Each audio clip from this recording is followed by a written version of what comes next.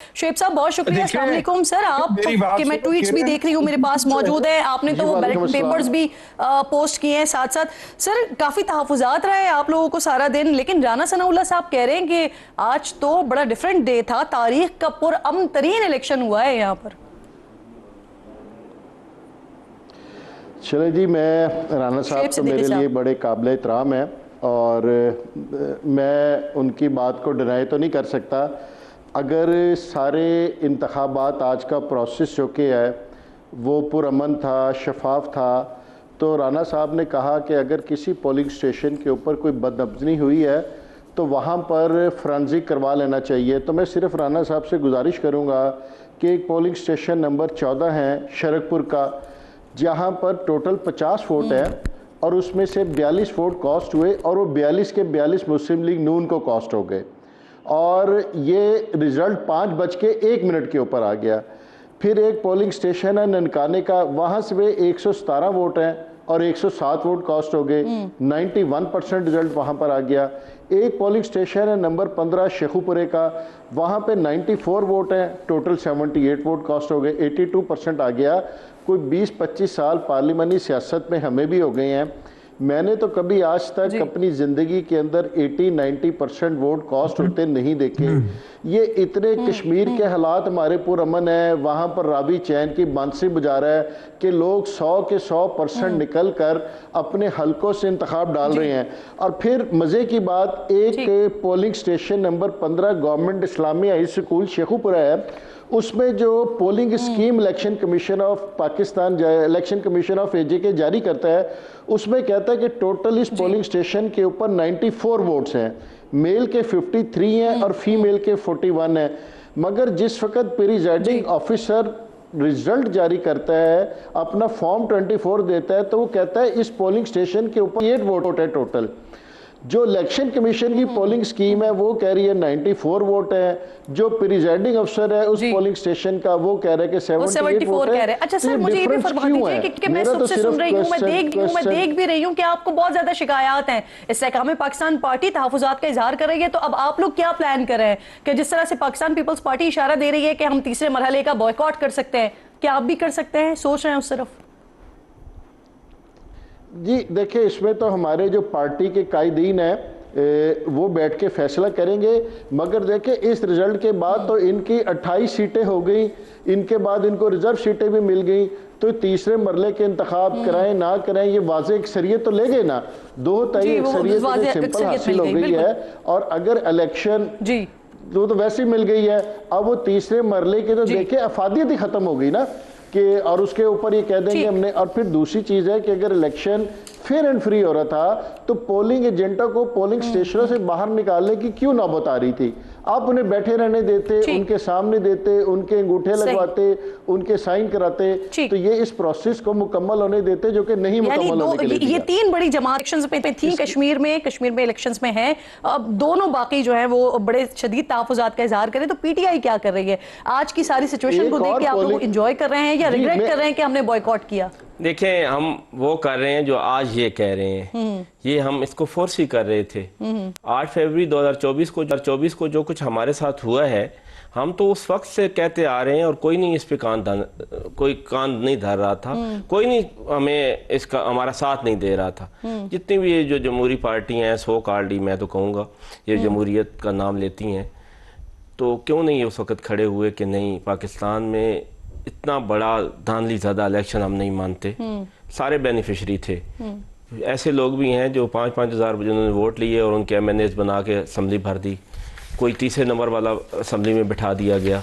तो जब आप पूरी की पूरी असम्बली ही ऐसे भर दी ऐसे लोगों से जो जिनका हल्के में वोट नहीं था और जिनको वोट नहीं पड़ा, तो हम यही कह रहे थे कि भाई ये ऐसे ही इलेक्शन होने जा रहे हैं, इससे पहले रिफॉर्म ज़रूरी हैं, इससे पहले कश्मीर के लोगों के साथ खड़ा होना ज़रूरी है। वहाँ के लोग अपने हकूक़ की बात कर रहे हैं। इन्हीं 12 सीटें, जिन 12 सीटें के जरिए इंजीनियरिंग की जाती है और वहाँ की हुकूमतें तब्दील की जाती हैं, वो बिल्कुल सच्चे हैं कि ये 12 सीटें होंगी तो फिर ऐसे ही होता रहेगा। आए उनके साथ खड़े हों, पहले ये मामला दुरुस्त करें। लेकिन उस वक्त हमारी किसी ने नहीं सुनी। आज नदीम अफजल चंद साहब जो मुझे एक पिछले 2 दिन पहले प्रोग्राम में मशवरा दे रहे थे कि आए और हमारे साथ बैठे, हाँ जी, और आप ये ये क्या बाइकाट करके बैठ जाते हैं, आज बाइकाट की बातें कर रहे हैं। तो मेरे भाई हम तो यही कह रहे थे, यही रोना रो रहे थे कि ये इलेक्शन दुरुस्त नहीं होने, यहाँ पे धांधली होनी है और फिर आप लोगों ने चीखना है आए इस निज़ाम को बदलें। वो निज़ाम जिसकी यानी निज़ाम का इतना लाडला पाकिस्तान मुस्लिम लीग नून की जमात है कि आपके भी वोट हो गए, उसके पे भी दान ली, पीपल्स पार्टी के लिए भी दान ली, बाकी पार्टी उसके लिए पिछले 4.5 साल से सबसे बड़ा बेनिफिशियरी निज़ाम का जो कोई है वो पाकिस्तान मुस्लिम लीग नून है या फिर पाकिस्तान पीपल्स पार्टी है। सेकंड नंबर पे बहुत ज्यादा बेनिफिशियरी है। 4.5 साल का जो कुछ भी खेल खेला गया है वो सिर्फ और सिर्फ मुस्लिम लीग नून के लिए खेला गया है और आज कहते हैं कि निज़ाम नहीं चल रहा। और भाई आपने इनको निज़ाम इनके हाथ में दिया क्यों?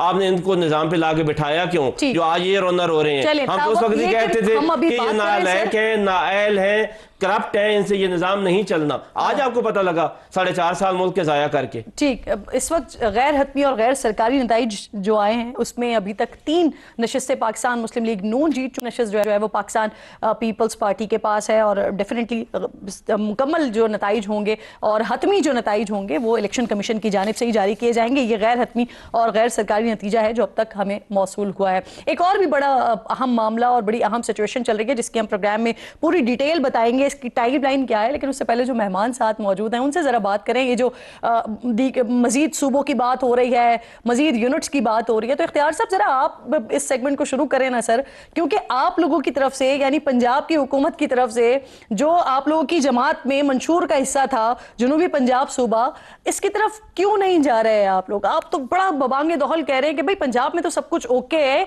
दूसरे सूबों शुरू करें। ये तो आप मुस्लिम लीग नून की बात कर रहे हैं। 2018 के इलेक्शन में तो इसके लिए पूरी की पूरी पार्टियां शामिल करवा दी गई थी दूसरी जमातों में, पाकिस्तान तहरीक इंसाफ में। क्या आप भूल गई है वो खुसरो बख्तियार साहब को? उनको किस तरह शामिल कराया गया था, फिर बनाई गई वो, किसी ने वो सूबा बनाया। उनका सवाल तो उनसे करूंगी ना मैं तो आपसे आपका सवाल करूंगी ना कि आपकी तो असेंबली के अंदर बिल भी आया, आपके असेंबली के अंदर बात भी हुई सूबों के हवाले से, आप तो मंशूर भी है। किरण, मैं अपना जवाब अपने अंदाज से दूंगा ना, जो मुझे इल्म है मैं उस तरह बताऊंगा। मैं आपकी मर्जी की बात तो नहीं कर सकता। तो बात ऐसी है कि मुस्लिम लीग नून ये काम अकेले नहीं कर सकती, ये टोटल नेशनल कंसेंसस जब होंगे तो फिर होगा। अब क्या सिर्फ ये पंजाब की तकसीम का फार्मूला है तो फिर किसी को कबूल नहीं है। अगर ये सिर्फ सिंध की तकसीम का फार्मूला है मेरे ख्याल में किसी को कबूल नहीं है। तकसीम अगर ये तो अभी डिसाइड ही नहीं है ना, मैं तो फार्मूला की बात ही नहीं कर रही हूँ। ये तो अभी डिसाइडेड भी नहीं है कहीं कि कहां से क्या होगा। ये तो आपकी बात थी, आपकी जमात ये बात कर रही है कि भाई हमें पंजाब में अभी जरूरत नहीं है, आप किसी और सूबे से शुरू करें। करारदाद आपकी जमात की तरफ से आई थी, इसलिए ये सवाल मैं आपसे पूछ रही हूँ। देखिए, मैं आपको ओवरऑल बता रहा हूँ कि इंतजामी यूनिट्स अगर बढ़ाने हैं तो उसके लिए तरीकाकार ये है कि सबसे पहले आप जाएंगे पार्लियामेंट में जाए, वहां पर डिबेट शुरू करें। ये काम it's not the matter of, जो आप कह सकते हैं ना कि आप with one stroke of pen जो है तो आप कर देंगे, भैया जुम्बश कलम, ये मुमकिन नहीं है। अच्छा, ये बात आपकी दुरुस्त है कि इस पर डिबेट होनी चाहिए, इस पर बात होनी चाहिए, लेकिन मसला ये है कि ये बातें जो है ना ये अब टॉक शोज की बातें बन गई हैं और दोनों तरफ से ये बताया जा रहा है कि हम इसके लिए रेडी नहीं है, आप दूसरे को तैयार करें। पहले एक ब्रेक ले लीजिए, मुअज़्ज़िज़ में साथ मौजूद है, इस पर मजीद बात करते हैं।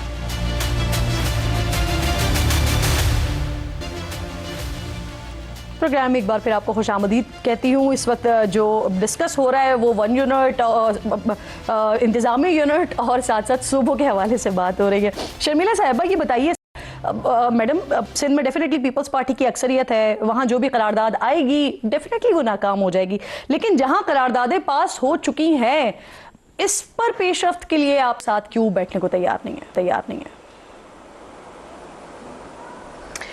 देखिए किरण, 2 चीज़ें हैं। सियासत को एक तरफ रखते हैं, इस वक्त तो ये सियासत हो रही है ना कि जो बासर शख्सियात काबीना में बैठे हुए हैं वो कह रहे हैं कि जी सिस्टम नाकाम हो गया है और सिस्टम को चलाने के लिए मज़ीद सूबे बनाने की ज़रूरत है।